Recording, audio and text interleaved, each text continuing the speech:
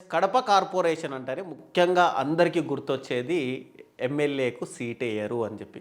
అయితే గతంలో సురేష్ బాబు గారు సీటేయలేదు. అందుకే కాంట్రవర్సీ నడిసింది. రాష్ట్ర రాజకీయాలన్నీ కూడా హీట్ అయ్యాయి. ఇప్పుడు కొత్తగా సురేష్ గారు సీటేయబోతున్నారా? అలా అని అనేది మీరు అనుకుంటే చాలా తప్పు. ఎందుకంటే పార్టీ లైన్ ఏ విధంగా ఉంటుందో జీహెచ్ఎంసీ యాక్ట్ ఉంటుంది ఒకటి. యాక్ట్ ప్రకారం అలాగే మా కార్పొరేటర్ల సభ్యులందరూ ఉంటారు. అందరితో కూలంకషంగా చర్చిస్తాం. ఏది మనకు ఏ విధంగా సాంప్రదాయం ఉందో అదే పందాగా కొనసాగుతుంది తప్ప నేనైతేనే సీట్ వేయడము, ఆయన సీట్ వేయకపోవడం అనేది ఏం కాదు. ఆయన గురి ఫస్ట్ జనరల్ మీటింగ్ అప్పుడు ఎమ్మెల్యే గారికి పైన సీట్ వేయడం జరిగింది. మేమందరం కార్పొరేటర్లకు ఉన్నాం, సీట్ వేసాము. దాని తర్వాత జరిగిన పరిమాణంలో మేయర్ గారి ఇంటి మీద ఈ తెలుగుదేశం పార్టీకి సంబంధించిన కొంత అత్యుత్సాహపరులు వాళ్ళ ఇంటి మీద చెత్త వేయడము, ఆయన మనోభావాలు.